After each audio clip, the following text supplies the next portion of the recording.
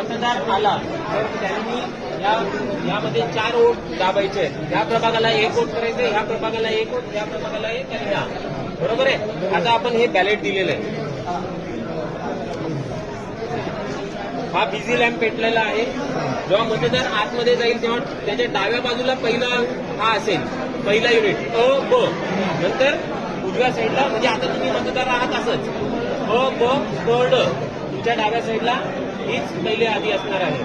त्याच्यानंतर तुम्ही यामधला एक कोणताही उमेदवार निवडा, दाबा बटन. त्याच्या समोरचा लाईट सुरू झालेला आहे. याच्यातला निवडा किंवा कसं सिक्वेन्स अशी घ्या, असं क्रॉस घ्या, चालेल. करून बघा परत एकदा घ्या. आणि ड मधला पहिल्याला निवडलाय करा. अजून कसं करायचं तुम्हाला हे बघा, हा एक आहे. आता जर जेव्हा चौथा हा प्रेस करणार आहे दाबा, त्यावेळेस मशीनमधून आवाज येईल. ज्यावेळेस मतदानाची प्रक्रिया पूर्ण झाली म्हणजे एक मत ह्या मशीनमध्ये पडलं.